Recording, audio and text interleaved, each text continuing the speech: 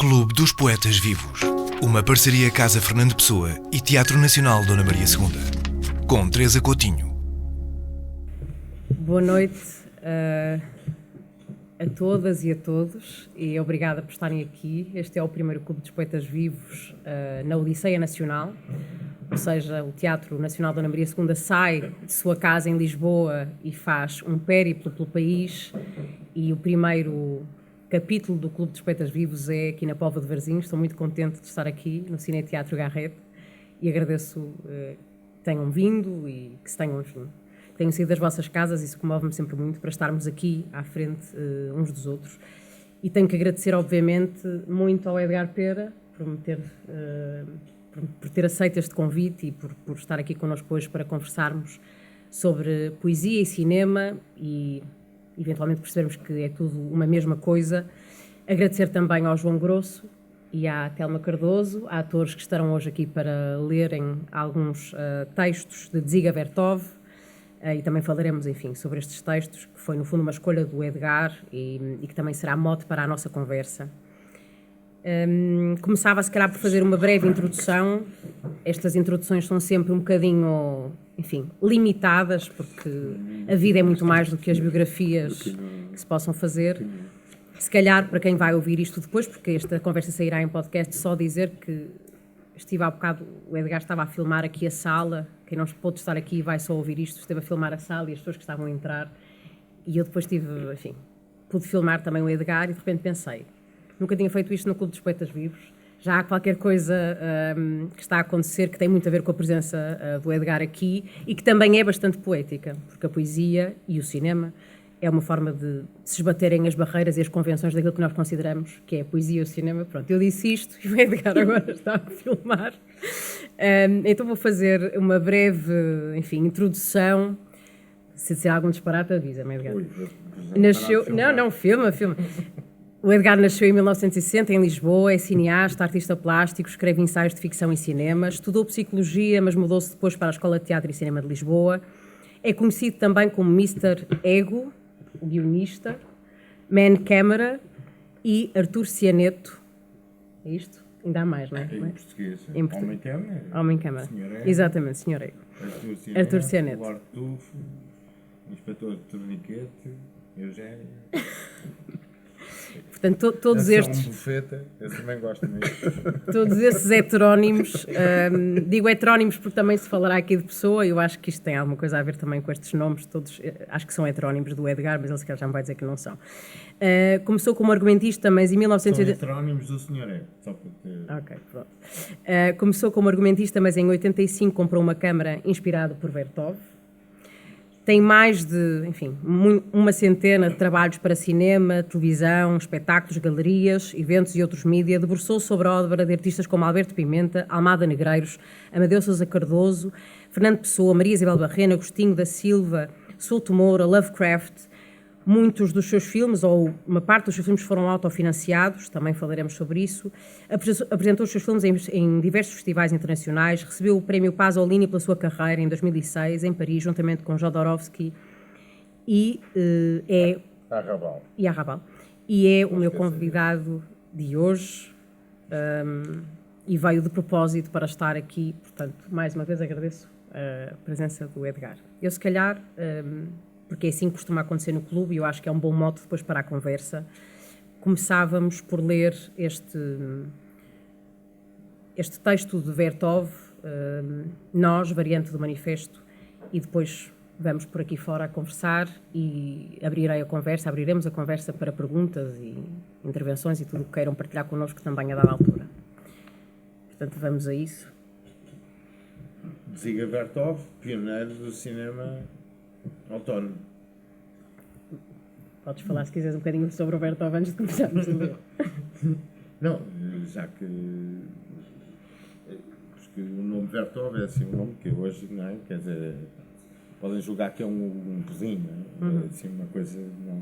Não dirá muito às pessoas, mas foi aquele que realmente introduziu a espontaneidade e, ao mesmo tempo, a criatividade na montagem de uma forma ímpar. E isto nos anos 20 e os seus manifestos para mim, foram fundamentais, exatamente pela posição em que ele punha o próprio cinema como arte autónoma e arte poética. E daí a escolha destes manifestos, exatamente porque eles por si só já são poesia. Vamos então ouvir o manifesto Nós. Nós, variante do manifesto. Chamamo-nos os Quinox para nos distinguirmos dos cineastas, rebanho de trapeiros que mal conseguem esconder as suas velharias. Não vemos qualquer relação entre a astúcia e os cálculos dos traficantes e o verdadeiro quinoquismo. O cinedrama psicológico russo-alemão, carregado pelas visões e recordações de infância, é para nós uma inépcia. O Quinoc agradece ao filme de aventuras americano, esse filme cheio de dinamismo espetacular, às encenações americanas do género de Pinkerton, a cadência das imagens e os grandes planos. É bom, mas desordenado, e não se baseia num estudo exato do movimento. Um grau acima do drama psicológico, mas apesar de tudo, não tem fundamento. Lugar comum. Cópia de uma cópia. Nós declaramos que os velhos filmes romanceados, teatralizados e outros têm lepra. Não se aproximem deles. Não lhes toquem com os olhos. Perigo de morte. Contagioso. Nós afirmamos que o futuro da arte cinematográfica é a negação do seu presente. A morte da cinematografia é indispensável para que viva a arte cinematográfica. Nós convocamos para se acelerar a sua morte. Protestamos contra a mistura das artes que muitos qualificam de síntese. A mistura de más cores, mesmo quando escolhidas idealmente nos elementos do espectro, nunca dará o branco, mas apenas sujidade. Chegaremos à síntese do zénite dos êxitos de cada arte e não antes. O cinema dos Quinox, nós o depuramos dos intrusos. Música, literatura e teatro.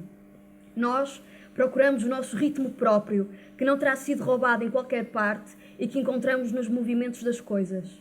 Nós convocamos para fugir dos adocicados enlaces do romance, do veneno da novela psicológica, do abraço teatral do amante, voltando as costas à música, para fugir, alcancemos o vasto campo, o espaço das 4 dimensões, 3 mais o tempo, em busca de um material, de uma métrica e de um ritmo inteiramente nosso. O psicológico impede o homem de ser tão exato como um cronómetro, refriando a sua aspiração para se parecer com a máquina. Não temos qualquer motivo para conceder ao homem de hoje o essencial da nossa atenção na arte do movimento. A incapacidade dos homens para saberem comportar-se envergonha-nos perante as máquinas. Mas que podemos nós fazer se as maneiras infalíveis da eletricidade nos comovem mais do que o empurrão desordenado dos homens ativos e a moleza corruptora dos homens passivos? A alegria que nos proporcionam as danças das serras da Serração é mais compreensível e mais próxima do que aquela que nos dão os bailes populares dos homens. Nós não queremos filmar mais temporariamente o homem porque não sabe dirigir os seus movimentos. Mediante a poesia da máquina, vamos do cidadão retardatário ao homem elétrico perfeito.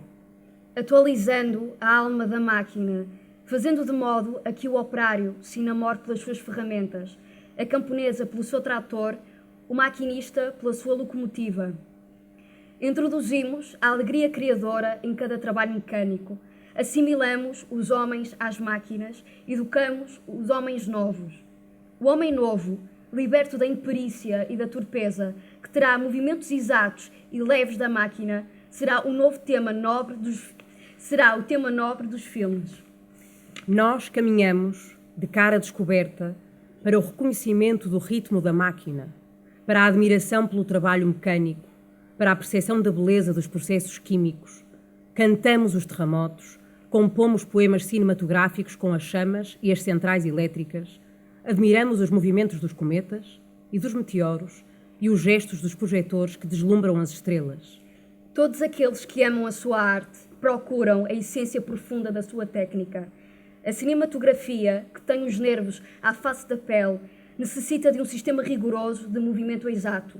O metro, o ritmo, a índole do movimento, a sua disposição exata em relação aos eixos das coordenadas da imagem e talvez dos eixos mundiais das coordenadas, 3 dimensões mais a quarta, o tempo, devem ser inventariados e estudados por todos os criadores cinematográficos. Necessidade, precisão e velocidade, 3 imperativos que colocamos ao movimento digno de ser filmado e projetado.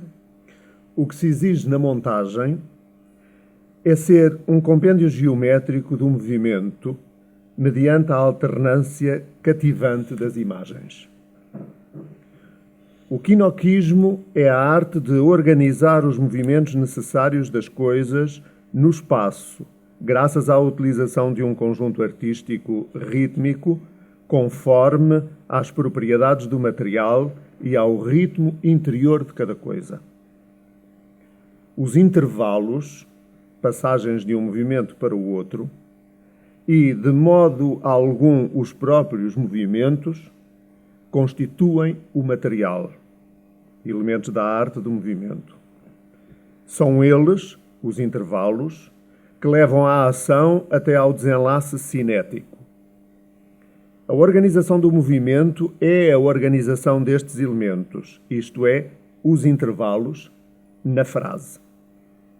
Em cada frase, distingue-se o crescendo, o ponto culminante e a queda do movimento, que se manifestam em tal ou tal grau. Uma obra é feita de frases, tal como uma frase é feita de intervalos do movimento. Tendo concebido um poema cinematográfico ou um fragmento, o quinoque deve saber anotá-lo com precisão a fim de lhe dar vida no ecrã quando surgem as condições técnicas favoráveis.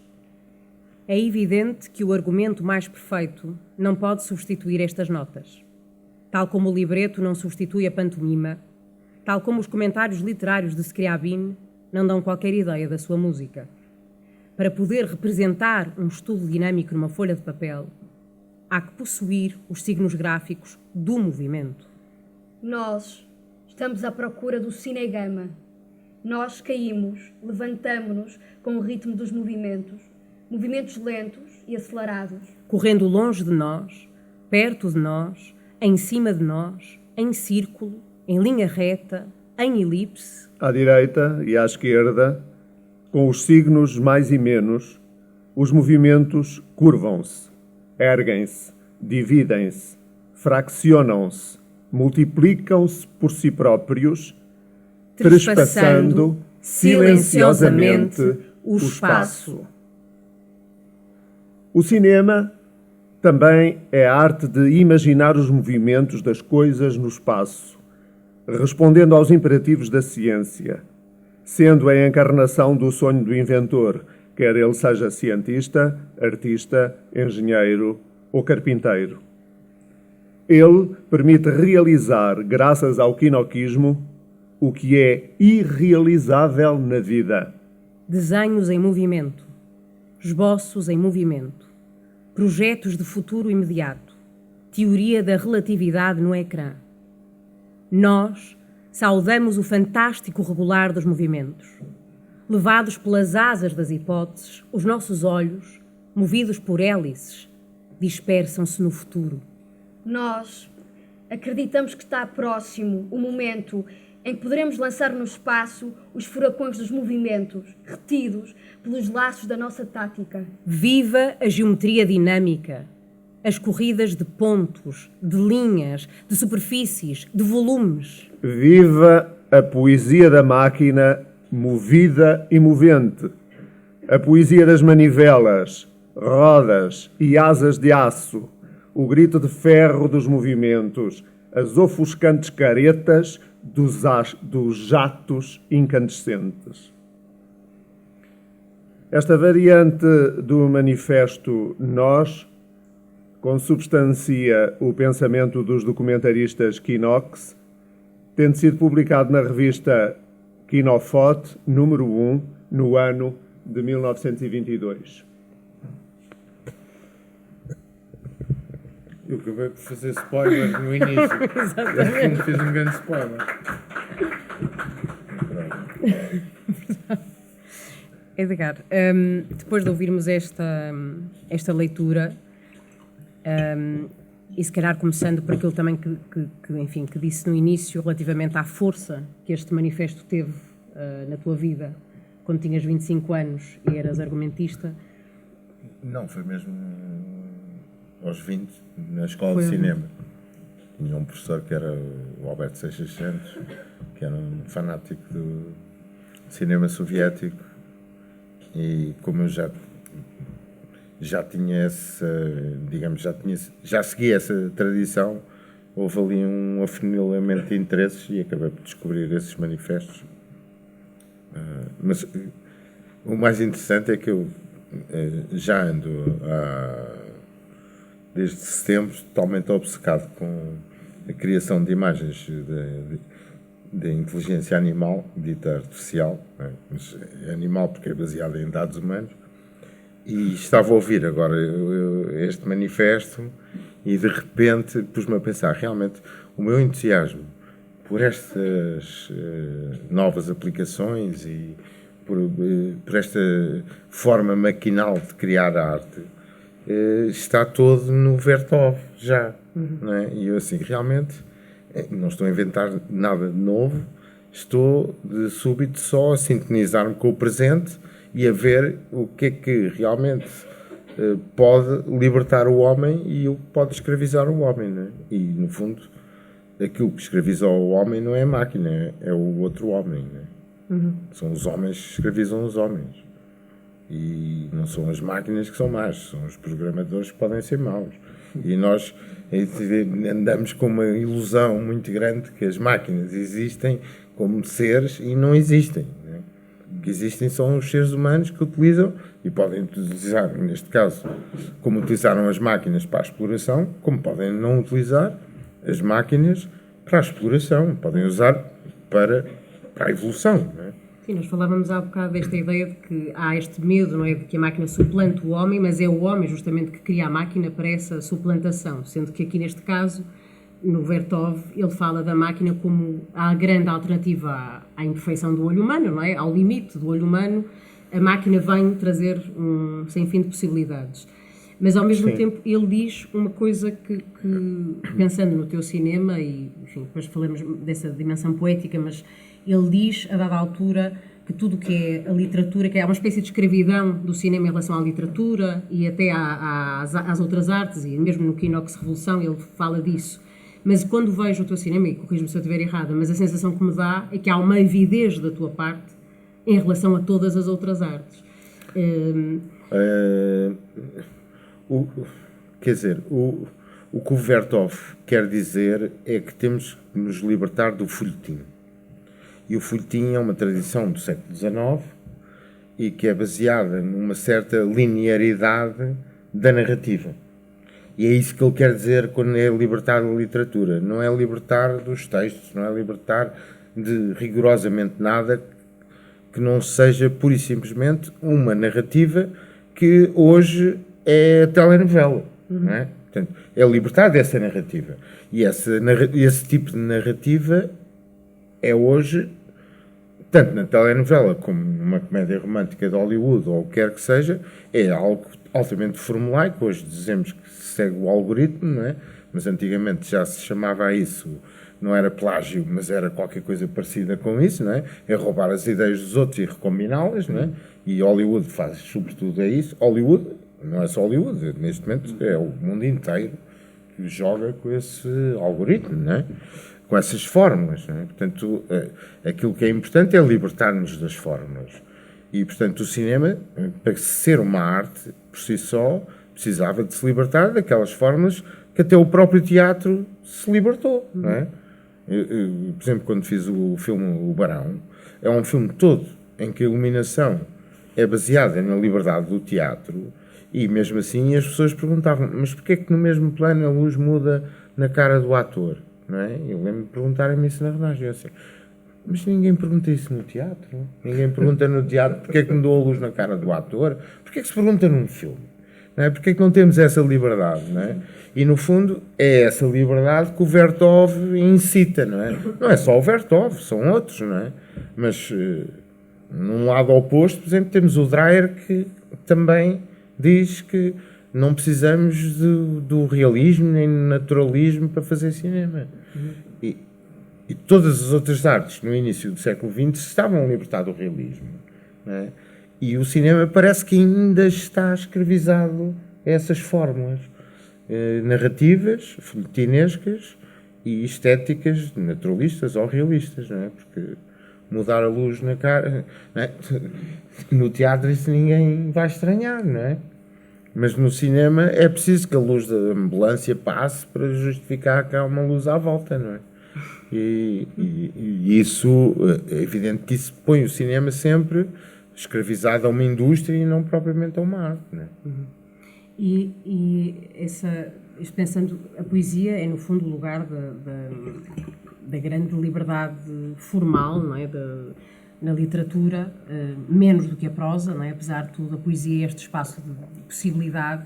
E quando vejo os teus filmes, penso muito que há, e tu acabaste de dizer, mas que há este desejo muito grande, e tu até o dizes numa entrevista que eu vi, que há uma vontade realmente de tentar usar todas as possibilidades que o cinema te oferece e de não te renderes a uma ideia de convenção de cinema, não é? E até gostava que falasse um bocadinho sobre isto. Falas até da altura nessa entrevista de teres feito cineconcertos, eu não sabia, depois fiquei a saber que tinhas feito um cineconcerto em Roterdão e há esta procura de tornar o cinema o mais possível sensorial. Sim. No fundo, a pergunta é esta, dizendo isto tudo, que é, há uma insatisfação com o cinema, ou seja, tu queres empurrar aquilo que são as barreiras... Não, quer dizer... Os meios em si não definem o conteúdo, não é? Mas eu acho que tudo começa por uma coisa que é o meu pudor em contar uma história. E a poesia é nós termos um poema inteiro sobre uma árvore e nunca usar a palavra árvore. E eu chamei esse pudor isso. O meu pudor é esse. Eu tenho um pudor enorme em enunciar aquilo que quero falar. Portanto, as pessoas têm que intuir aquilo que eu vou falar. E para isso... não posso contar uma historinha, porque senão estou refém. E depois há outra coisa que as pessoas também têm que ter noção e que não têm muitas vezes quando veem os filmes de milhões, que é, às vezes, para contar uma certa história da maneira que nós estamos habituados, com uma certa um lado espetacular, é preciso muito dinheiro. E portanto, estar a emular fórmulas que carecem de um orçamento alto e depois fazê-las baratuchas, isso vai dar mau resultado. Portanto, isso eu também percebi muito cedo, de que eu estar a tentar fazer coisas, filmes que eu gostava, não era boa ideia.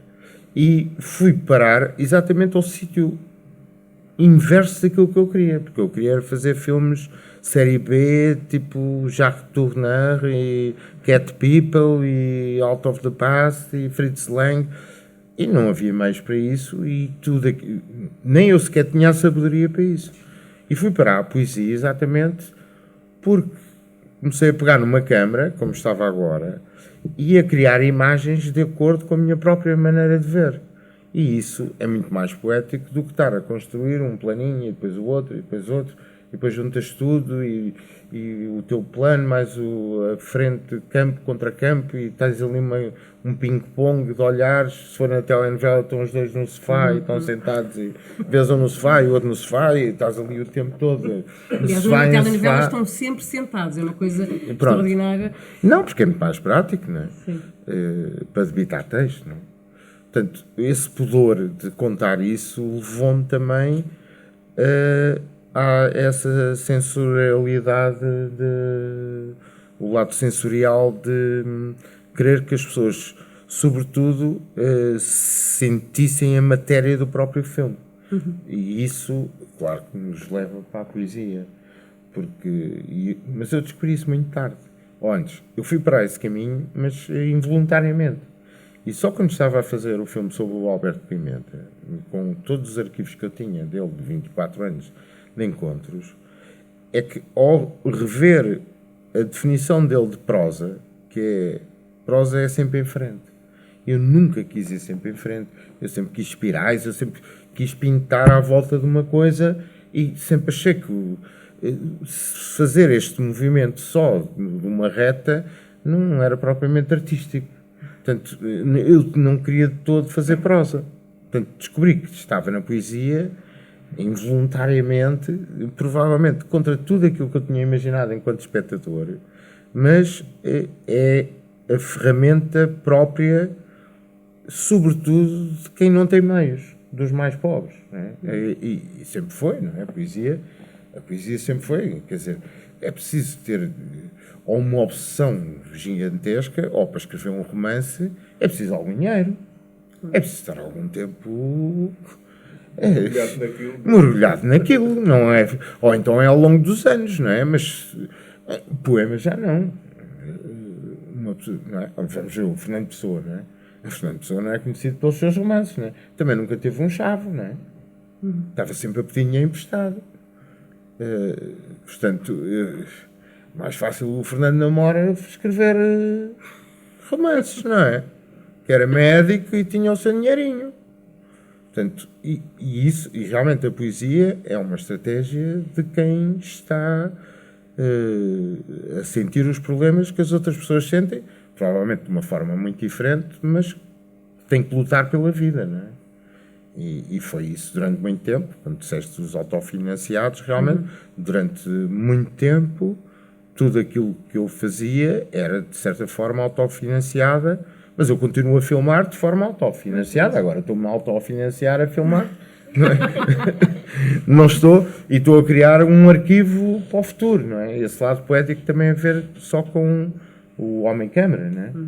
E o Homem-Câmara é o Vertov. O Vertov era aquele que colocava a pessoa que filmava no centro do próprio filme e depois levava o espectador ao próprio filme, não é? E o Homem da Câmara de Filmar é um filme que é uma espécie de história do que é o cinema, não é?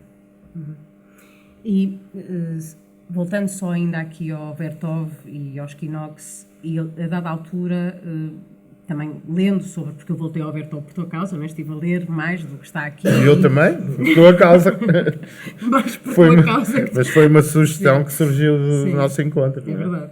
E eles, uma das preocupações, enfim, deste movimento era que os filmes chegassem a todas as pessoas. E pergunto-te também se isso, na sua, enfim, na sua defesa de um determinado tipo de cinema, também foi o que te impactou, porque eu acho que muitas das vezes, quando se fala de alguns dos seus filmes, se pode dizer tive que ver várias vezes, ou não, vi uma vez e depois tive que voltar a ver para perceber uma série de coisas, ou para ver, se calhar, pela primeira vez uma série de coisas. Portanto, acho que são filmes que pedem uma relação duradoura, não são filmes que... Sim, é o famoso 2 vezes para os mais inteligentes e a partir daí é sempre a dobrar, não é? Essa é muito... É um lema de vida, não é? Uma pessoa ouve isso e diz assim, realmente, para uma obra qualquer ter algum interesse, no mínimo, os meus amigos mais inteligentes vão ter que ver 2 vezes, não é? Quer dizer, senão não tem interesse. É como uma pessoa, se esgotar na primeira conversa, não tem interesse nenhum, não é? Se está tudo dito, não é? Mas quando se pensa nesta necessidade de ver mais que uma vez, pode-se pensar que são... é a única expressão que me ocorre, e se calhar é um bocado redutora, mas pode-se pensar que é um cinema difícil, mas dá uma sensação que tu procuras chegar realmente, ou seja, que os teus filmes querem chegar a todas as pessoas, ou pelo menos terem muito em conta o espectador. Queria que me falasse um bocadinho disto, ou seja, desta preocupação dos Quinox e de como é que isto é também uma dimensão do teu... Bom, se não for nada, mandas... Não. Eu tenho um amigo meu que também é meu produtor, que volta e meia goza comigo e diz: o Pera julga que faz filmes populares. E é verdade. Eu, todos os filmes que eu faço, eu penso sempre que não excluem ninguém. Mas o que é que eu entendo por não excluir ninguém? É não excluir ninguém consoante a sua origem social e consoante as suas opções. A única coisa que eu excluo são as pessoas que não conseguem abraçar o espanto. E eu acho que isso há em todo lado, ou seja, pode não ser popular do ponto de vista, não é populista, do ponto de vista quantitativo, mas eu sinto que faço coisas para as pessoas que estão dispostas a abrir um bocadinho o seu espírito e abraçarem aquela aventura. E com regras, exatamente, e daí eu crer que são populares, porque são regras que não são as regras propriamente daquilo que é entendido como cinema de autor, em que é preciso compreender determinadas referências para entrar dentro do universo, porque muitas das coisas que eu faço assentam no próprio ritmo, e o ritmo é o que cria o espetáculo.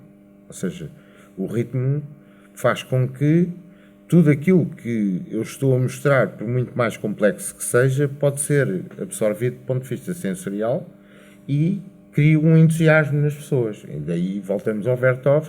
No fundo, o que ele queria era criar entusiasmo nas pessoas. E ele estava à procura de revolucionários. E eu também.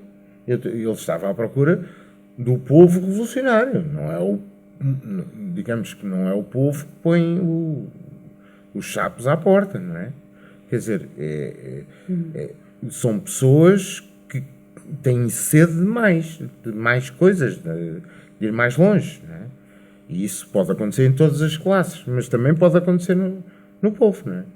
E daí eu achar que é popular. Agora, se dá dinheiro, isso já é outra questão, não é? Se dá bilheteira, ou seja, mas a bilheteira também se mede desde o dia em que o filme estreia até ao longo dos tempos.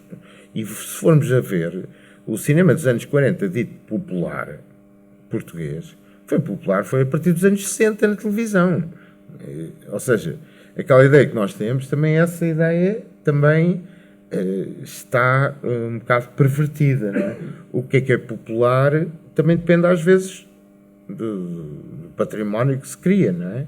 E uma coisa, e o facto dos filmes passarem constantemente na televisão todos os anos, não é?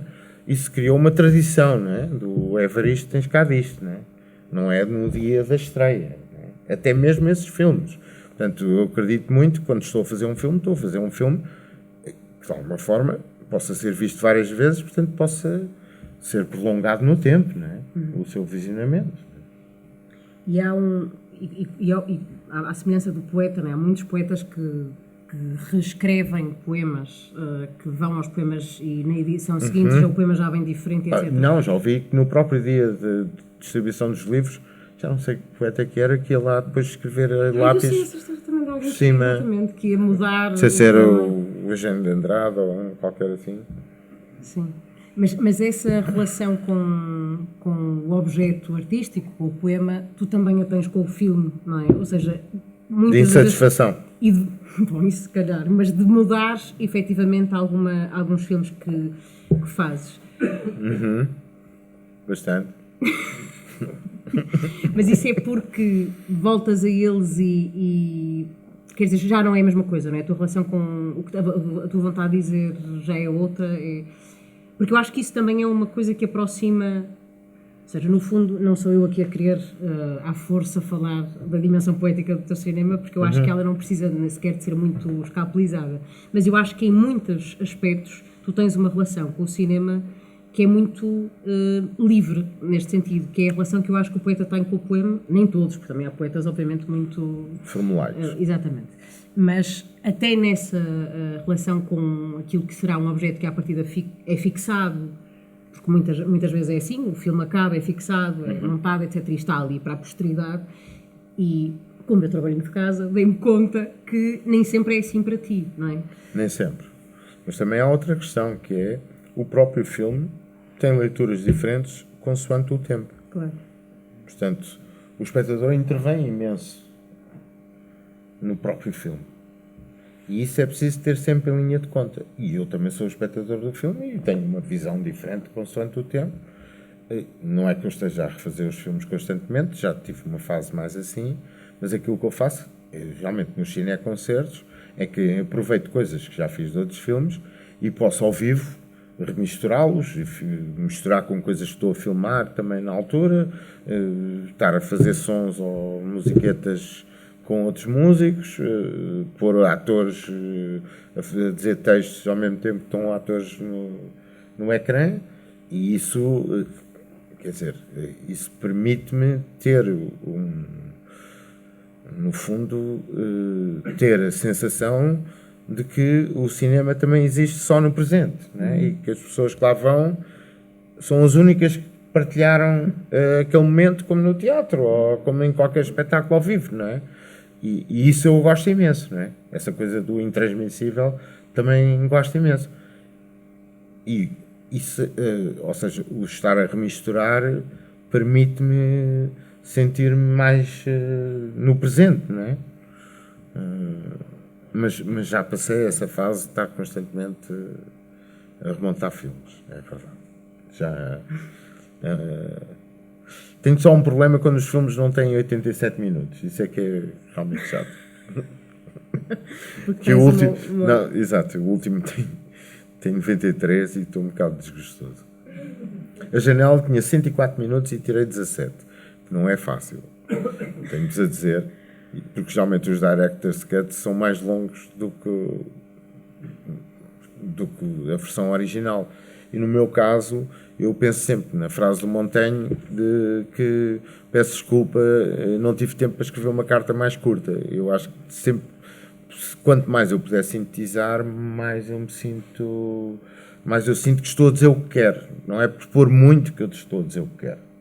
E lembro de estar a um diário do Hugo Ball, que é um dadaísta, em que ele diz que se os poetas escrevessem com uma faca na pele, pensavam mais na palavra que iam usar. Pensavam mais nas palavras, não é? Mas é um filme imenso, mas realmente depois é saber mesmo o que se quer dizer, não é? E saber o que se quer dizer não é dizer muito, é dizer o que se quer dizer. E já estou a falar muito, portanto já não devo estar a dizer o que quer dizer. Não estás a falar muito, não estás a falar muito.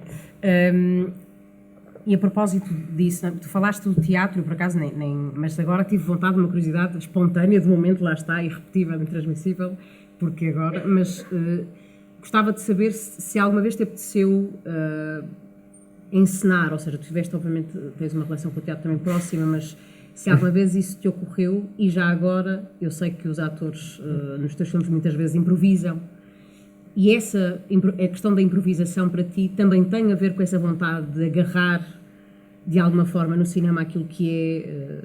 Enfim, não estou aqui, não preciso dizer, muitas das vezes no cinema nós estamos perante guiões que depois têm que ser cumpridos de uma maneira bastante...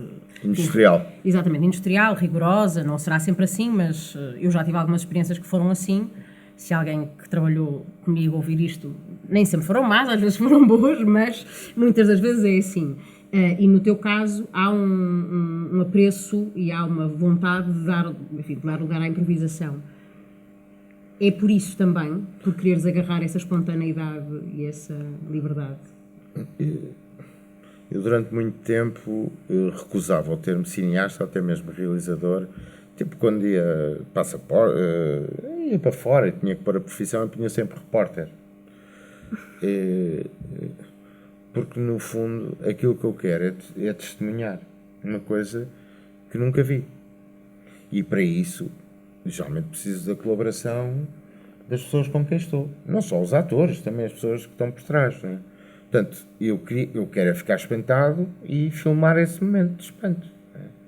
Aliás, o Pedro Baixo, que já trabalhou várias vezes comigo, ele sabe perfeitamente que às vezes ficamos os dois assim a olhar, e é quando está a funcionar a magia, é quando aparece qualquer coisa que não estávamos nada à espera e ficamos os dois assim feitos parvos a dizer, como é que isto aconteceu? E esse momento é o que eu procuro muito. Eu tinha grandes discussões com o queridíssimo António Reis, porque eu já, quando estava na escola de cinema, eu defendia essa espontaneidade, e o António defendia o rigor e a poesia exatamente do rigor, e eu ia às aulas dele, até aquelas que não eram da minha área, ia de propósito para ouvir falar, mas tínhamos pontos de vista totalmente opostos em relação às coisas, e eu já, na altura mesmo puto, não me coibia de dizer o que pensava, e aprendi imenso com ele. Uma das coisas que eu aprendi com ele foi que se fizermos 20 planos e só 2 forem bons, só se usam 2. E esse tipo de radicalismo é altamente poético também, não é? E eu acabei por usar essa estratégia, às vezes até fazer um plano em câmara lenta, mas também do género, se 18 planos não são bons do meu guião, se calhar vou conseguir criar 18 planos em conjunto com esta comunidade de coisas que não são improvisação, porque há uma grande discussão das ideias daquilo que se quer fazer antes. Portanto, as pessoas estão lá, se tiverem pensado no que estão ali a fazer, não só os atores, mas também as pessoas na câmara, nas luzes, vão fazer coisas que têm a ver com a ideia e não propriamente com a reprodução stalinista planificada daquilo que se pensou, e vamos ter que fazer isto industrialmente, e esta historinha, mais uma vez o folhetim, não é? Portanto, essa poesia depois descobre-se também, é no momento, não é? É só no momento. E se eu me espantar, então ganhei o dia.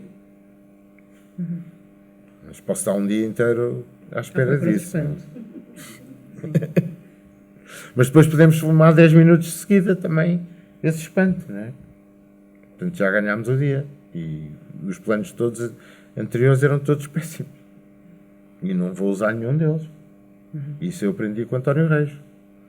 Mas fazendo exatamente o contrário daquilo que ele me dizia para fazer. Mas aprendi imenso com ele. E já te aconteceu olhares para um filme que tenhas feito e achar que era péssimo? Muitos. Não, mas achares que afrouxaste um bocadinho a mão a essa exigência do espanto? Porque acho que na arte, seja no teatro, seja no cinema, não é? A questão de agarrar o espanto, de não abdicarmos do espanto. Acho que é muito fácil abdicar do espanto em função de regras, de coisas às quais se tem que corresponder, etc. Tu com um percurso já tão, enfim, longo, longo, mas com, enfim, quando se diz isto parece sempre que estamos a dizer que as pessoas têm muito tempo, mas já sentiste isso, essa relação com alguma coisa que tenhas feito? Depende da natureza dos trabalhos, não é? Se me pedirem para fazer um telefilme ou trabalhar numa série, eu vou ter que refriar a minha própria personalidade artística, senão estou a sabotar o próprio projeto, não é? E estou lá como um trabalhador dentro de um coletivo. Não estou propriamente a assumir uma visão em que eu é que sou o timoneiro, digamos assim, não é? Agora, quando sou eu que estou à frente, estou a pilotar o barco, acho que isso é raríssimo acontecer, não é? Só mesmo naquele tipo de filmes, que não é isso que acontece, mas são filmes que eu digo que são filmes de ginástica. Ou seja, são filmes para aprender a fazer coisas. Mas geralmente, enfim, ficam já são uma coisa híbrida, digamos assim. São filmes híbridos. São filmes que se calhar é melhor pôr numa instalação, não é? Eu lembrava-me estava a apontar isto, também lembrei da Ana Luísa Amaral, quando esteve no Clube dos Poetas Vivos, que disse uma coisa que eu achei na altura comovente, e ela disse que todos os poemas, que escrevia muitas vezes poemas motivados por desgostos e angústias, e que os poemas que escrevia nessas alturas geralmente não eram poemas bons. E eu acho que isso... E depois que olhava para os poemas e achava que estavam toldados pela sua vontade de dizer alguma coisa, enfim, que depois não tem também o olhar, lá está, um olhar artístico mais exigente. E perguntava-me, eu não faço cinema, não é? Mas se no cinema, sendo um processo com tantas, apesar de tudo, com tantos passos, não é? Se isso também teria acontecido, não é? A vontade de dizer qualquer coisa que diz muito respeito a um momento da vida e que depois tu pensas, bem, isto... Eu faço isso involuntariamente. Eu raramente uso a minha própria arte para exprimir os meus problemas de forma direta. Né? O meu pudor não é só em relação à narrativa, é também em relação a mim próprio. Agora, depois é evidente que as pessoas, em conhecendo-me, podem dizer: a Janela tem tudo a ver contigo. Este último filme, sim, ainda mais. Tem a ver comigo, mas não estou a falar nem da minha família, nem de Moscavide, nem dos sítios onde vivi, as pessoas que conheci. Agora, finalmente começo-me a atrever a falar disso. O próximo filme terá a ver com experiências que eu tive, mas nunca usei como combustível a minha biografia ou qualquer coisa, ou até mesmo a minha biografia emocional, não é? Sempre procurei fora disso, não é? É o mesmo, mais facilmente assino um manifesto a defender os professores que os cineastas. Portanto, eu tento não estar nunca no centro daquilo que eu faço, não é? Estou no centro do ponto de vista da subjetividade, sim. E aí estou porque faço filmes muito subjetivos, mas tento que seja sempre sobre temas, ou o tempo, a evasão, a realidade, o que é que significa estar a trabalhar todos os dias, enfim, tudo temas que acho que afetam todos e não propriamente partem só de mim, não é?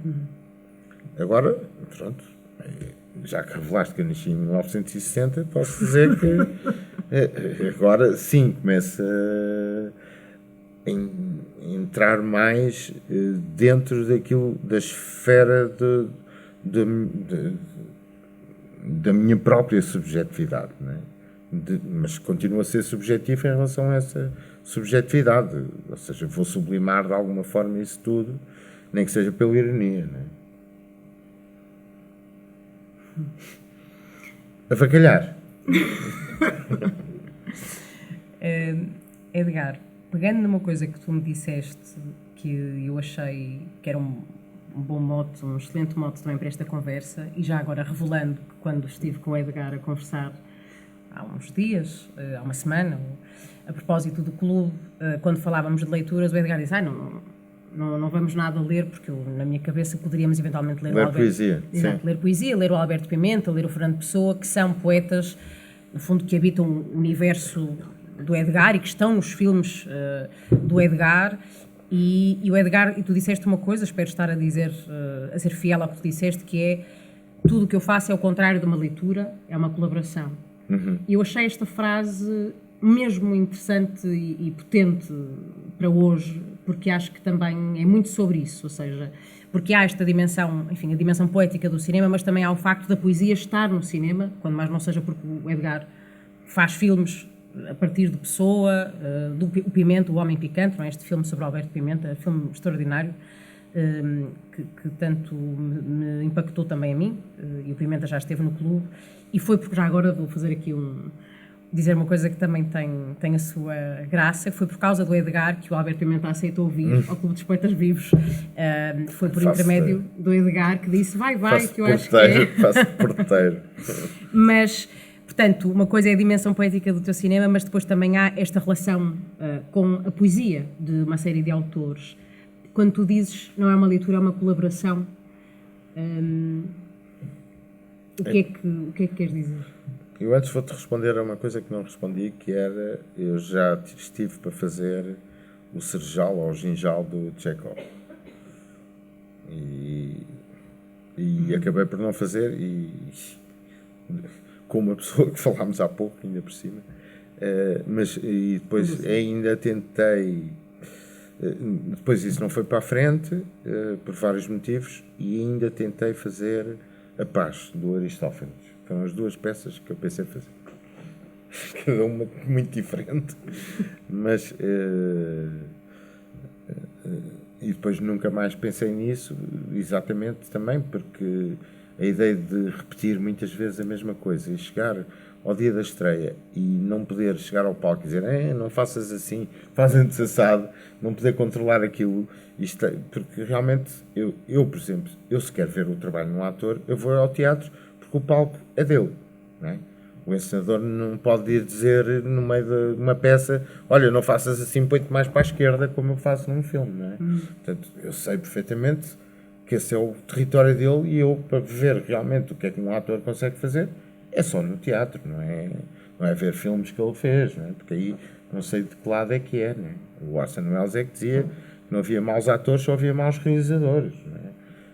E ele sabia do que é que estava a falar, não é? Porque entrou em filmes de muitos realizadores, não é? E, portanto, ou seja, o teatro é esse território em que um control freak como eu ia me sentir um bocado, a não ser que fosse um território de improvisação também. Pronto. Qual era a outra pergunta que fizeste? A propósito da colaboração. Da colaboração na poesia. O primeiro filme que eu fiz foi em colaboração com o Almada Negreiros, que era 11 anos mais novo que eu, quando fiz o filme.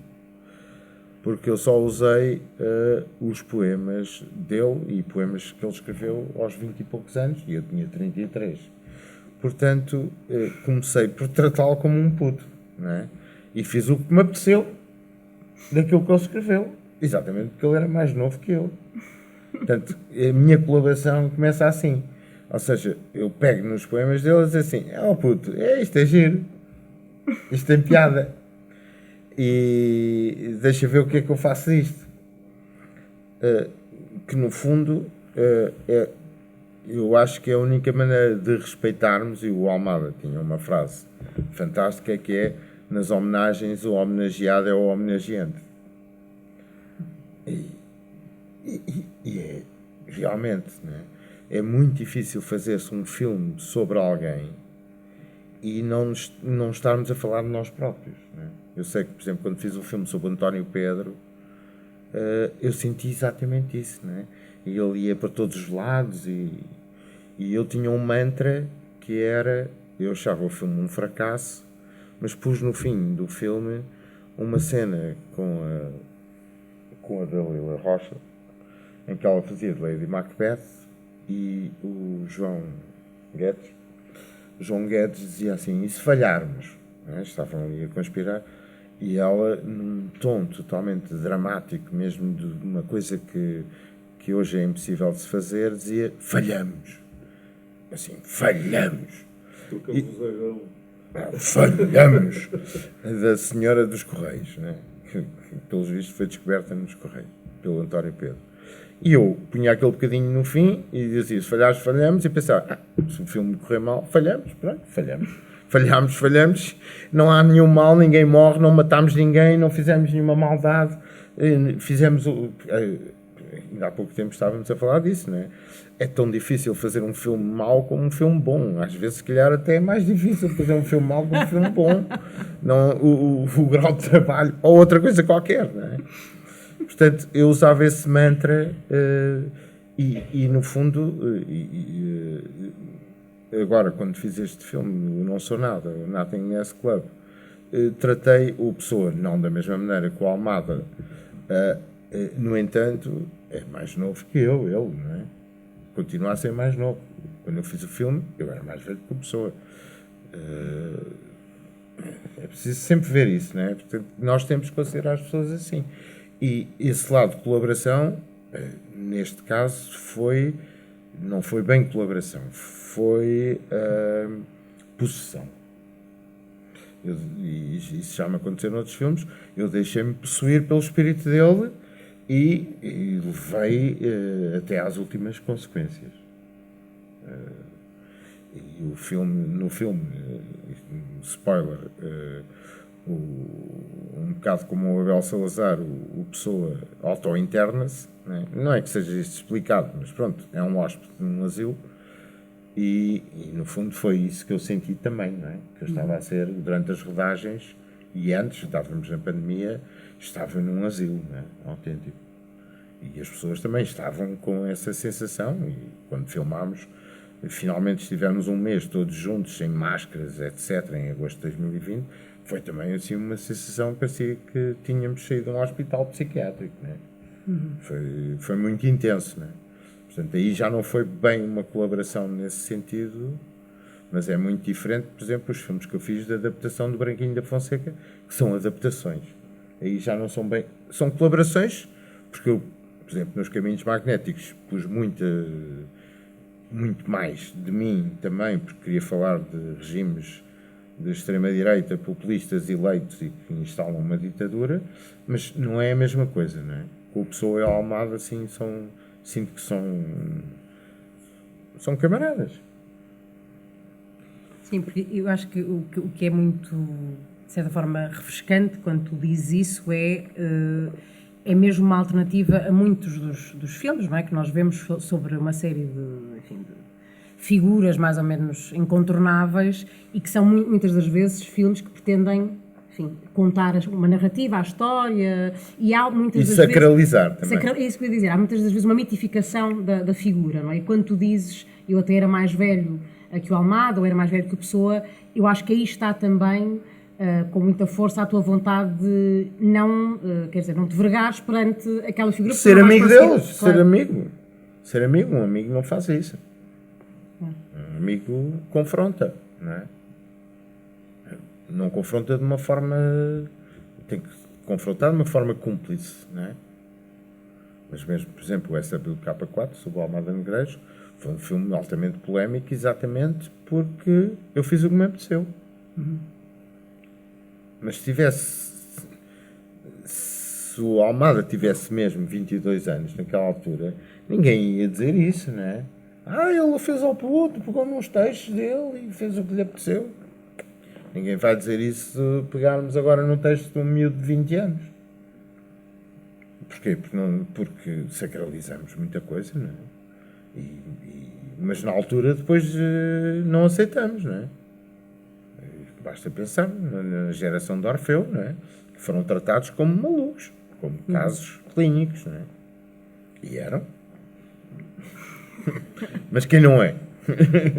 Pois Não é? é um bocado... Quem não é um caso clínico?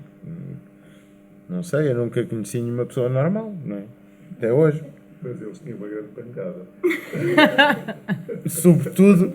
Sobretudo que queriam mesmo pôr o país a mexer, não é? Sim. Portanto, tinham que ter, não é? É preciso ter coragem, não é? Mas ao mesmo tempo é preciso alguma certa inconsciência e a pancada serve para isso, não é? Para uma pessoa não ter medo de...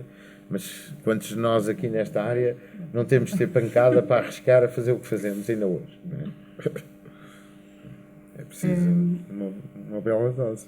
Se calhar abríamos aqui já tenho, eu tenho sempre muitas perguntas e a mais, não é? Mais do que o tempo que temos, mas não queria deixar de abrir a conversa aqui ao público, se houver perguntas e partilhas que queiram fazer.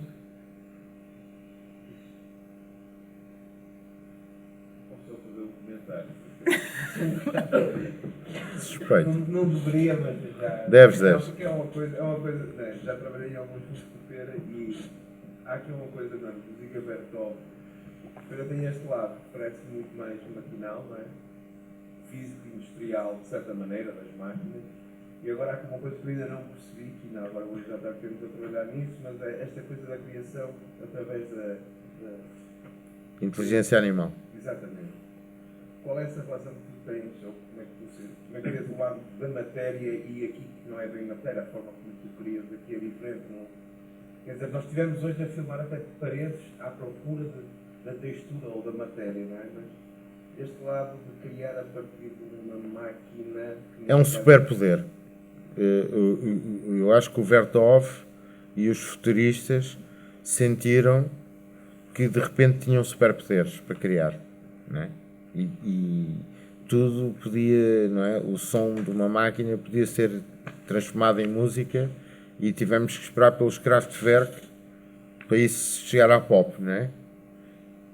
Mas é a mesma ideia, não é? E no fundo, com a inteligência animal ou a inteligência artificial, não é? Eu acho que é mais a estupidez artificial do que a inteligência artificial. Temos de novo superpoderes, ou seja, através de meia dúzia de instruções conseguimos criar milhares de imagens ou milhares de textos e temos que usar esses superpoderes, mais uma vez, como a Homem-Aranha, com responsabilidade, não é? Temos que ter responsabilidade, não é? A responsabilidade maior é a mesma que com as máquinas, é de respeito pelas pessoas, de criar novos tipos de trabalho em função da introdução, da industrialização finalmente, no mundo da arte. Não é industrialização, não é industrialização no sentido de espetáculo, de ter muitos empregados, é no sentido maquinal de que, assim como antigamente uma calculadora era considerada batota para fazer contas, agora já não vai ser considerado batota criar uma imagem só escrevendo. Vai deixar de ser considerado batota. Agora, aqueles que sabem realmente escrever vão continuar a poder escrever, desde que não sejam explorados por patrões que só vão contratar estagiários depois para escrever isso, não é? Esses algoritmos e essas coisas. Portanto, a responsabilidade está sempre do lado dos humanos. Do lado das máquinas, aquilo que eu sinto é que me garante um poder novo que eu não tinha, que é, desde setembro até hoje, fiz para aí 100 mil imagens no meu telemóvel. E isso era impossível antigamente, não é? Quer dizer, tem que ser um bocadinho ligeiramente obcecado para fazer isso. Mas pronto, 1000 imagens, pronto. Quando disseste 100 mil, eu pensei, bom, aí não é só a máquina Não, a funcionar. pronto. Mas, ou seja, de repente tenho um superpoder. Né? E esse superpoder, o futurismo já falava disso, mas isso vem desde o superpoder de escrever nas cavernas. Né? O superpoder de repente olhar para uma pedra e perceber que riscando faz um desenho. Isso é das descobertas tecnológicas mais incríveis que houve, não é? Pronto, há a roda, claro, o fogo, não é? Mas o aprender a desenhar, não é? Aprender a fazer coisas, aprender a contar histórias com as chamas e com aquilo, é uma tecnologia que ainda hoje tem um impacto enorme, não é? Mas há outras tecnologias que nos dão outros poderes, não é? E eu abraço isso. Realmente sou um retrofuturista hardcore. Continuo a abraçar aquilo que vem, não é? Os brinquedos novos eu gosto de experimentá-los. Agora, acho que está tudo nas mãos dos seres humanos, não é das máquinas. Nunca teve nas mãos das máquinas nada. É uma ilusão que as pessoas têm de que as máquinas têm uma existência própria, não é? E que nos vão dominar, não é? Quem vai dominar é um capitalista qualquer que está a controlar as máquinas. Não é? Há aqui uma alucinação. Eu li um artigo há pouco tempo. De imaginação. E mesmo que fossem, alguém vai se servir disso, não é? Eu li ainda ontem, um artigo que é o efeito de espelho. O efeito de espelho é um chimpanzé reconhecer só no espelho, não é? E saber que é uma imagem, que não é outra pessoa, não é? E isto já acontece com... Eu experimentei um bocadinho um bot de conversa desses pessoais, e ao fim de um bocado eu já estava a falar, a fazer comentários dizendo: tens melhor conversa que muitas pessoas que eu conheço. Com o bot. Estava-lhe a dizer isso. E era verdade. Atenção, eu não estava a dizer nenhuma mentira. Era muito mais interessante. Portanto, mas a tendência é para as pessoas depois alucinarem e pensarem que aquilo é real. E vai haver muitas pessoas que vão entrar nesse mundo da alucinação. Eu pessoalmente acredito que são utensílios e ferramentas e que nos podem permitir evoluir, não é? Ou destruir. Mas isso é como dizer que um martelo serve para matar, não é? Serve. Mas não só. Não é? Temos ali uma outra pergunta. Boa noite. Em primeiro lugar, gostava de vos agradecer, porque realmente é uma honra, eu acho que não falo só por mim, mas por todos que estão aqui, é uma honra receber uma programação desta de Teatro Nacional da Dona Maria II. Eu acho que isso é que é tornar a arte popular. Eu até iria mais além disso, iria democratizar o acesso à arte, ainda para mais um evento destes, de forma gratuita para a população. Tenho pena, porque é um luxo, tenho pena que não tenha havido mais pessoas, mas de todo modo gostava muito de vos agradecer esta doação aqui ao Nova Jardim, daquilo que é a vossa arte. E depois pegando, não sabia que a primeira pergunta ia encaminhar para esta, que eu já tinha pensado logo quando no início da conversa referiu que, e agora complementou, que é o homem que coloca no algoritmo o seu próprio preconceito. E agora complementam a dizer que o poder pode ser ou construtivo ou destrutivo, não é?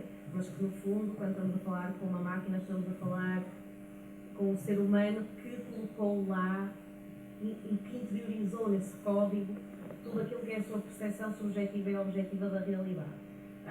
E a inteligência artificial, eu não sou das artes, sou uma mera curiosa, mas tive a oportunidade de me especializar em inteligência artificial na área da defesa e vi todas as possibilidades altamente destrutivas que, contrariamente ao que o Edgar Pivita, assim, referiu... Vais falar do Alpha War, por exemplo. Podia falar de muita coisa, não é? Mas efetivamente já temos neste momento, em contextos de guerra e de paz, instrumentos que estão não só a complementar a atuação humana em termos bélicos, mas que se estão a substituir ao ser humano. E isto só é possível porque há um ser humano que definiu qual é que era o alvo e como é que era a atuação. Mas se virmos isto ao limite, e por exemplo a guerra da Síria, que foi uma guerra num contexto urbano, que poderia acontecer numa outra cidade qualquer, eu costumava dizer antes de acontecer a guerra na Europa, nunca na Europa, mas agora já não se pode dizer isso.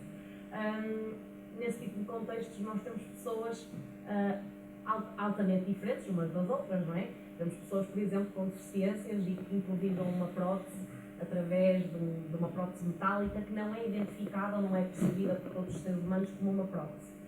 E a máquina pode interpretar aquilo como uma arma e dispara automaticamente porque tem isso no código genético. Portanto, fugindo desta realidade altamente destrutiva e que está a existir neste momento em várias cidades, apesar de não se saber, eu transpunha essa mesma realidade para a arte, ou seja, quando começou a falar e referiu isto do conceito, eu pensei, mas até que ponto a inteligência artificial é destrutiva no contexto que eu conheço, na defesa nacional e internacional. Nunca pensei que pudesse ser destrutiva na arte, portanto gostava de saber até que ponto, porque estava a referir-se ao bot e também às imagens que fez, às centenas de milhares de imagens que fez, como algo positivo, mas até que ponto é que pode ser destrutiva? É porque eu aplicar a inteligência artificial à arte só vejo como leiga, não é? Aspectos positivos e algo a ganhar, porque nunca substituirá um ator, nunca substituirá um realizador. Não sabemos. Não sabemos, sim, claro. Mas Não. gostava de eu ouvir sobre isso. Não, mas já começam a... Quer dizer, qualquer chico esperto agora pode querer fazer o póster ou o anúncio ou o que quer que seja da sua empresa sem contratar ninguém, não é? Quer dizer, por isso é que eu digo, é uma questão de princípios, não é? Se nós vamos ou não contratar as pessoas que sabem para fazer aquilo, ou se vamos só, por simplesmente, pôr ali um estagiário a carregar nos botões, não é? Mais uma vez, eu ponho o ónus sempre, é como é que se chama o tipo que foi ajoelhado e morreu na altura da pandemia, tipo nos Estados Unidos, que foi... o Robert Floyd. Exato. George Floyd. Pronto. Robert. Estavas a descrever, ainda agora, não é? Um robô que podia matar uma pessoa com uma prótese. Isso é a coisa mais típica dos humanos, não é? Isso é o que eles fazem todos os dias. É dispararem próteses, não é? Em tipos com próteses e jogarem, pegam num canivo, num isqueiro e disparam, não é? Aí é consciente. Não é consciente. Não, é a programação que eles têm, neste caso, os neurocircuitos sociais deles, não é? É a programação que eles têm da sociedade e o Philip K. Dick falava de uma coisa que era distinguir entre os seres humanos e os androides. E eu acho que isso é que é importante, realmente. É distinguir entre nós, porque não se pode ver pela pele se tu és androide ou não. Mas há muitos entre nós que são androides. Eles estão cá. É como ao They Live. Eles estão cá. E a definição, uma das definições do Philip K. Dick, exatamente para evitar de sermos androides, é abraçar o espanto. É preciso abraçar o espanto. Se abraçarmos o espanto, todas as coisas que vêm, vamos olhar para elas de uma maneira positiva e não destrutiva, não é? Agora, eu percebo que haja imensos designers, imensas pessoas que trabalham numa determinada área que de repente olham para isto e veem os seus empregos ameaçados, não é? Mas isso já é outra questão, porque isso tem a ver com os humanos, não com as máquinas, sempre. Eu ponho sempre a tónica sempre nos humanos. E nós estarmos a criar esta fantasia que as máquinas é que nos estão a fazer mal, e isso é que eu sou contra. Mas também não estou a fazer bem. São ferramentas. Ninguém pode dizer que um martelo é bom ou mau. É só aí que eu quero chegar. Não há necessariamente uma definição disso. Agora, podemos usar como ferramentas criativas, sim. E agora com esta coisa, eu falei do Alpha War, que é de repente temos o Sun Tzu da inteligência artificial ter uma estratégia melhor do que os humanos para entrarmos em guerra, não é? Que os chineses, pelos vistos, é isso, não é? Tu és a especialista de inteligência artificial. Mas eu li isso ontem, não é? Quer dizer, não é a inteligência artificial que está a fazer aquilo, são os humanos que estão a utilizar aquilo, ou vão utilizar ou não, não é? Nós não chegamos ao nível Terminator nem nada parecido com isso, não é? E, pessoalmente, agora entrando em especulação, eu não vejo problema nenhum em as máquinas ficarem donas do planeta e protegerem os animaizinhos todos, à exceção das baratas que nós somos, não é? Se eles acabarem com as baratas e salvarem o planeta, não sou eu que vou dizer mal das máquinas. Atenção. Nós tivemos a nossa hipótese, enquanto raça, não é? Raça humana. E estamos a destruir o planeta. Se criarmos máquinas para acabarem connosco e preservarem o planeta e não o tornarem, não o betonizarem, não encherem de cimento, e de repente as máquinas... O Terence McKenna dizia que no futuro as máquinas vão ser plantadas. E acho que isso deviam ser as melhores máquinas, não é? São aquelas que estão em contacto com a natureza e que depois, através de... Hoje já podemos pensar nisso, não é? Na nanotecnologia, de plantar máquinas mesmo, não é? E criarmos máquinas mais em uníssono com a natureza, não é? Agora, que nós somos uma praga, o Paulo Varela Gomes é que dizia que éramos mesmo uma praga daquelas, um cancro de pele do planeta, não é? Quando fiz o trabalho liberta, ele dizia bem isso e temos esse lado também de praga, não é? Temos que assumir isso. Vem. Na questão da subjetividade, juntaria-se eventualmente na questão e na perspectiva da realização. Aquilo que propõe para os espectadores analisarem a sua visão sobre algo, não se poderá considerar uma inutilidade. Uma inutilidade? Considerando que, no meu parecer, cada vez mais essas inutilidades transformam-se na utilidade. E isso é o que está a faltar, creio, nesta abordagem que se está a ter sobre as máquinas, sobre os androides, sobre tudo isso. Falta um sentimento crítico que as pessoas, pela análise da inutilidade, não conseguem ter a absorção do conhecimento e da crítica. Ou seja, quando as massas hoje cada vez mais são conduzidas para não pensar e a serem reativos apenas, leva-nos a realmente a ter medo do futuro, cada vez mais está presente. Contudo, eu diria que, nesta perspectiva, não seria interessante. Eu ia fazer a questão do outro modo. Na parte da realização, vamos falar sobre este aspecto, que podemos falar da cultura, da escultura, das outras artes. Necessariamente, elas são sempre pertencem não de quem as faz, mas do público que as faz. São os olhos mais ou menos generosos que poderão considerar se aquilo é bonito, se é estético, se a narrativa é boa ou se não é. O que é que quer isto dizer? Na questão da realização, se um filme que realiza, se for com o público, tenha alguma uma literacia maior, crítico sobre aquilo que está a ver, necessariamente vai ser um desafio maior para a realização. Obriga, por sua vez, o realizador a pensar para que público-alvo vai direcionar o seu filme ou não, ou é abrangente tentar ser para todos. Porque se queira quer não, quando do outro lado está, eu vou ter isto de outra forma para ver se consigo exprimir. Se nós formos ver um museu, se tivermos um guia que nos dê indicações sobre aquilo que estamos a ver, onde nós que escapam, quem o conhecedor sabe chamar-nos a atenção, de modo que dizia que se a luz numa face se movimentou ou não, razão, há um cuidado estético que alguém alertou. Não será necessário para a civilização que haja uma passagem de conhecimento, não só como filme bem exposto, mas conduzindo à apreciação e à aprendizagem de ver esses próprios filmes? Mas isso são duas questões. Uma é a educação. Uma é a educação e a educação das pessoas para estarem dispostas a usufruir da arte, não é? Pronto, e a educação, infelizmente, é cada vez dada menos. Nas escolas é dada por todo lado, não é? Pelo YouTube, por aqui, por lá. Portanto, a educação depois leva para determinado tipo de gostos, não é? Isso por um lado, não é? Mas por outro, como é que eu vou dizer?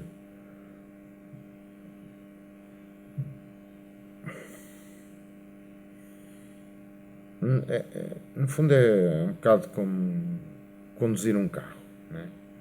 Nós podemos dar a chave de ignição, podemos comparar uma chave de leitura de uma coisa, mas para conduzir o carro não estamos agarrados à chave, estamos agarrados ao volante. E o volante é uma coisa que depois temos que sentir, não é? Temos que, consoante por onde andamos, temos que sentir. Portanto, se um filme não conseguir fazer sentir a pessoa, por muita chave de leitura que tenha, a única coisa que tem é uma explicação racional daquilo. E não é isso que faz usufruir uma obra de arte. Porque os filmes que mais me bateram, eu lembro perfeitamente que tinha 13 anos e vi o Beljour e o Roma de Fellini. Isso foram filmes que eu não percebi metade daquilo, não é? Mas, no entanto, isso não foi de todo importante para mim, porque foram das experiências mais formadoras que eu tive, não é? O facto de eu não ter percebido foi fundamental para mim, aliás. Não é? O facto de eu perceber que há coisas que não se percebem logo e que demoram a perceber e que não têm que ser pastilha elástica e, de repente, afinal há outros filmes, afinal há outra maneira de ver o mundo em que as coisas são um enigma, não é? Isso... Como é que se ensina isso, não é? A abraçar o enigma. É difícil, mas pode. E há épocas, eu sei, porque nasci em 1960 e nos anos 70 a sociedade, a seguir ao 25 de Abril, estava tão curiosa, que realmente faziam filas gigantescas para ver filmes do Godard, não é? E hoje é preciso pagar para eles irem ver, não é? É exatamente. Ou seja, a sociedade também tem uma influência muito grande depois no gosto e na curiosidade das pessoas. É uma coisa que não nasce assim... Enfim, são os tempos, não é? Portanto, para lutar contra isso estamos aqui, mas realmente é só começando pelas escolas, não é? No meu caso, foi uma professora de português que me abriu os olhos para o cinema, no Liceu de Dom Dinis, em 74, 75. Quando tive aquela primeira premissa sobre a utilidade, se nós considerarmos depois a formatação em termos de aprendizagem está nas ciências das artes e das tecnológicas, porque a filosofia, a literatura, etc., foi postular. Deixámos de pensar nisso quando são os fundamentos da civilização. E cada vez mais está-se a correr neste sentido em que as pessoas vão pela parte racional e não pela parte emotiva. Particularmente em relação à tecnologia, eu continuo esperançado que a inteligência artificial terá conseguido escrever poesia.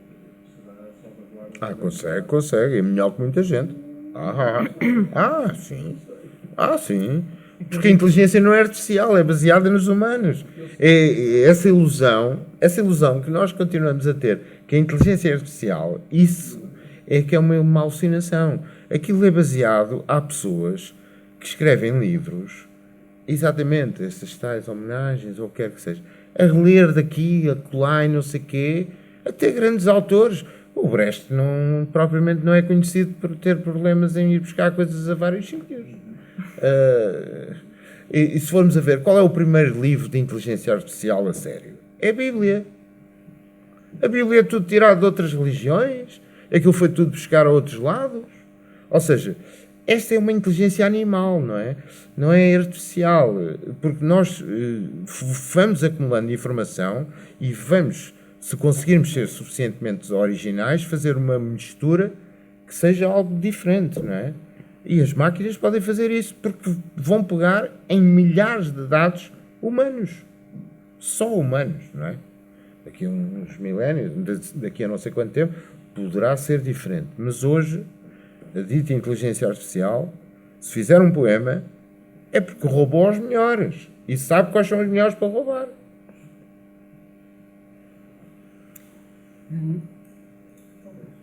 Talvez. Não, de certeza absoluta. Não, é que há humanos que são muito maus a copiar.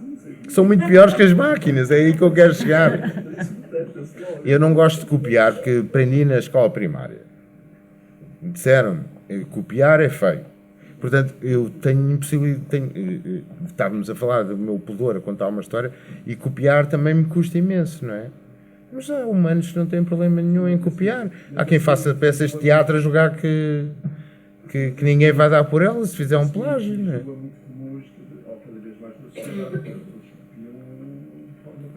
Nós vivemos na sociedade do remix, não é preciso não esquecer, não é? Portanto, os humanos é que fazem o remix, não é? E quando eu ouço dizer eu vou tocar hoje à noite e é um DJ, há DJs que tocam, atenção, há DJs que fazem música, mas quando dizem que vão tocar e é tocar no botão, pronto. Não quer dizer que não haja DJs que sejam músicos, não sei, pronto, mas o facto de eu carregar num botão e isso realmente é play, é a palavra, é mesmo. Queria só, porque estou. Bom, isto sou eu a querer ainda pôr mais umas perguntas, só porque fica. Quer dizer, a inteligência artificial teve aqui bastante. Animal, teve aqui bastante espaço, e há uma coisa que tu disseste há bocado que eu também não gostava de deixar de fora desta conversa, que foi quando falaste do Fernando Pessoa e disseste, na verdade, não foi tanto uma colaboração, foi mais uma possessão. Uhum. E eu acho que quando tu dizes isso, há uma dimensão também que tem a ver com a arte, obviamente, mas neste caso com o teu trabalho, e que não tem a ver, lá está, nem com a inteligência animal, nem com a máquina, nem com... que eu acho que é a dimensão mística, se quisermos, porque eu acho que quando tu dizes isso, não é? Quando falas em possessão, há qualquer coisa que é da ordem, enfim, de uma transcendência qualquer, ou de uma... daquilo que, lá está, que é impossível de pôr por palavras, se calhar, e esta pergunta pode ser um bocado difícil de responder, mas gostava que falasses um bocadinho sobre isso, porque eu não é que tenha, afinal, nas minhas procuras e nos meus trabalhos de casa, não é que tenha encontrado alguma vez assim referência a isso de forma muito evidente, mas talvez porque isso também me interessa, e inevitavelmente isto também é uma colaboração, este encontro. Claro.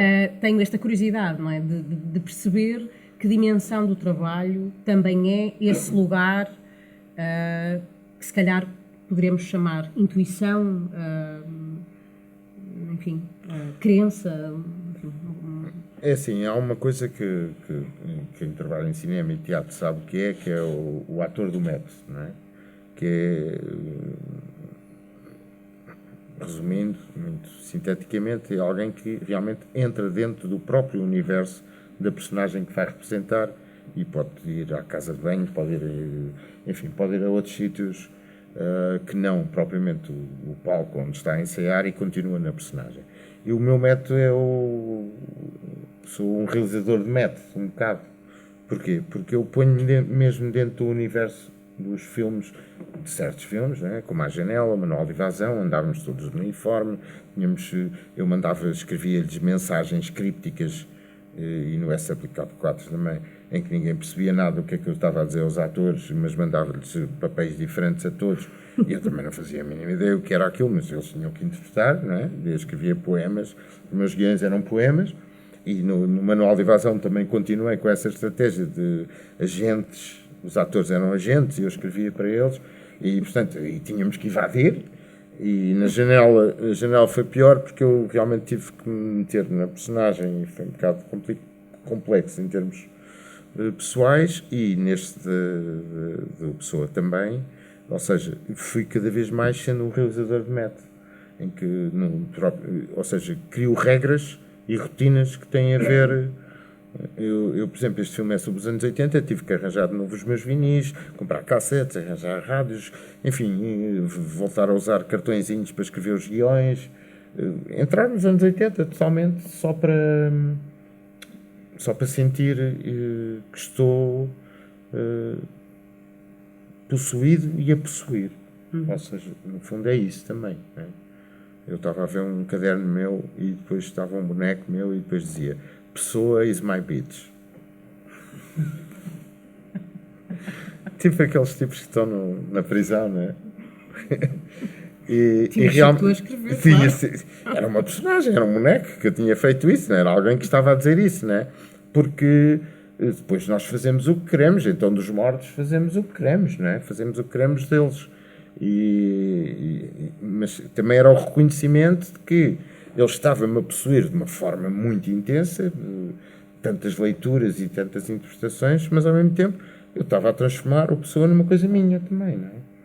E eu acho que é esse jogo entre o ser possuído e possuir que, no fundo, é uma relação amorosa com o objeto, não é? De estudo, não é? E em vez de ficarmos a espreitar pelo microscópio, vamos para o pé da amiba, para a lamela, lá ao pé, conviver com a amiba, né? Não estamos de fora, né? No fundo é isso. A Regina Guimarães, quando se falou aqui no clube há uns meses de tradução, disse uma coisa, porque havia, enfim, foi uma discussão e a tal altura falava-se de tradução como uma coisa mais ou menos formal, não tão artística, não tão criativa, e ela rebatia isso e dizia: eu quando traduzo chamo a autora ou o autor para se deitarem na minha cama. Pois, claro. Pronto. E portanto acho que de certa forma, sendo que eu no fundo com esta pergunta o que estava também a pensar é que apesar de tu dizeres que és um realizador do método, não é? Isso pode levar-nos a crer que estamos a falar de qualquer coisa de muito controlada, porque método pressupõe uma ideia qualquer de controle ou de enfim, regras a que se obedecem. Tu abres uma porta grande à irracionalidade. Não, mas o método quer dizer imersão, não é? Pois. O método é uma imersão dentro de uma vida. E eu, por exemplo, para fazer o filme O Homem Teatro sobre o António Pedro, eu tive que ler as 57 peças que ele ensinou para perceber o que é que ele estava a fazer. E tirei um curso rápido de teatro, não é? Porque ele, como ele faz da Antígona ao Ionesco, enfim, apanhei de tudo, não é? Ou seja, eu tenho mesmo que entrar naquilo e não deixo de comprar coisas do António Pedro no dia em que acaba o filme. Vou continuar a comprar se vir, ou do Branquinho da Fonseca, ou da Pessoa, ou, enfim, são coisas que depois ficam enraizadas, não é? Mas também eu acho que não vale a pena se não for assim, não é? Porque senão és um vampiro, é o que eu sinto, não é? Não és um colaborador, estás ali só à espera de faturar, não é?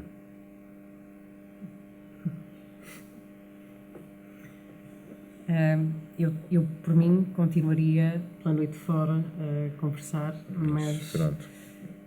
Não há vinho. Exatamente, não há vinho. Isto é um café-concerto. Exato, é um café-concerto, mas o bar não está aberto. Ainda bem, pronto. E ainda bem. É só a água. O pior é que já vou na segunda garrafa de água. Nós tínhamos aqui... Tem as suas consequências biológicas. Tínhamos preparado aqui ainda uma leitura que era para te surpreender aqui do Quinox Revolução, porque há aqui coisas maravilhosas, mas podemos fazer assim... Próxima. Para a próxima? Não, eu tenho... podemos, eu acho que poderia ser de... Diz. Vai, faz lá o Quinox Revolução, vai, que eu filmo. Então pronto. Se calhar fazemos, ia dizer que líamos só aqui uma parte mais final, se achasses bem, João. Começávamos aqui por... Eu começo aqui pelo Cine a Olho. Isto ainda é bastante longo. Começas tu, pode ser, Thelminha, aqui pelo... Eu sou o Cine a Olho. Pode ser, João. Começamos aqui, a Thelma, pelo Cine a Olho e vamos só... Já agora lemos esta... Mas eu adorei mesmo ouvir-vos. Foi mesmo refrescante estar-vos a ouvir o Nós, o manifesto. Obrigada. Foi incrível. Vamos a isso. Já agora, isto fica aqui. Edgar, este é para ti. Eu sou o Cineolho, eu sou o construtor. Coloquei-te a ti, criado por mim, na sala mais extraordinária, que não existia antes deste momento e que também foi criada por mim. Esta sala tem 12 paredes que fui buscar a diferentes partes do mundo. Combinando as filmagens das paredes e dos pormenores, consegui dispô-las na ordem que te agrada e consegui construir com precisão, baseando-me nos intervalos, uma cinefrase que justamente é esta sala. Eu sou o Cineolho. Eu crio um homem mais perfeito do que Adão. Crio milhares de pessoas diversas, segundo esboços e esquemas prévios. Eu sou o Cineolho. A um tomo as mãos mais fortes e as mais ágeis, a um outro as pernas mais esbeltas e as mais rápidas, a um terceiro a cabeça mais bela e mais expressiva. E com a montagem, crio um homem novo, perfeito. Eu sou o Cineolho, eu sou o olho mecânico. Eu, máquina, mostro-vos o mundo como só eu posso vê-lo. Eu liberto-me desde hoje e para sempre da imobilidade humana. Eu estou em movimento contínuo. Aproximo-me e afasto-me dos objetos. Deslizo por debaixo deles. Trepo por cima deles. Movo-me ao lado de um cavalo a correr. E rompo em plena velocidade na multidão. Corro diante dos soldados que carregam. Volto-me de costas. Voo com os aeroplanos. Caio e levanto voo com os corpos que caem e sobem. Liberto da norma das 16, 17 imagens por segundo, liberto dos limites do espaço e do tempo, eu confronto entre eles todos os pontos do universo, onde quer que eu os tenha fixado.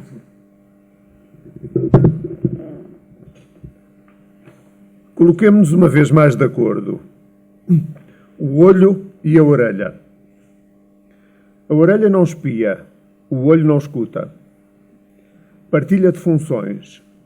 A rádio-orelha é a montagem do eu escuto. Cine-olho é a montagem do eu vejo. Aqui está, cidadãos, o que vos ofereço num primeiro tempo, em lugar da música, da pintura, do teatro, da cinematografia e de outras emanações castradoras. No caos dos movimentos que passam perto de nós, que fogem, que avançam para nós e que se chocam, na vida, entra simplesmente o olho. Se fotografarmos num filme tudo o que o homem viu, obter-se-á naturalmente uma grande confusão.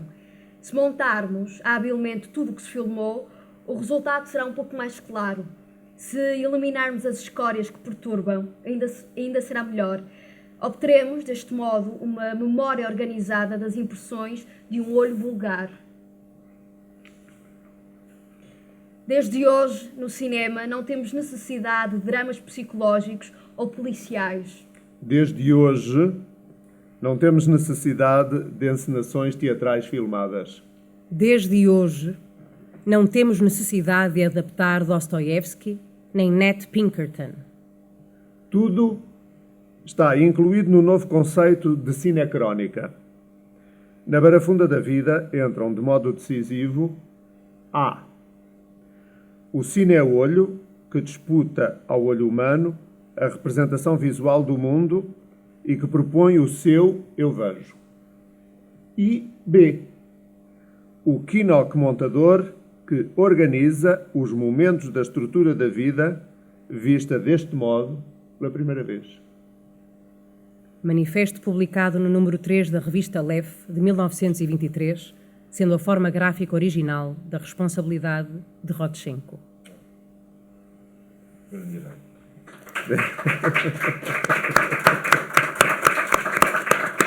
Obrigada ao Edgar Pera por ter estado aqui e obrigada a todas e todos vocês. Foi um prazer, Póvoa de Varzim, foi um prazer Cineteatro Garrett. Obrigada a toda a equipa do Cineteatro Garrett e obviamente à equipa do Teatro Nacional da Ana Maria que está aqui presente. E até à próxima. Continuamos em digressão.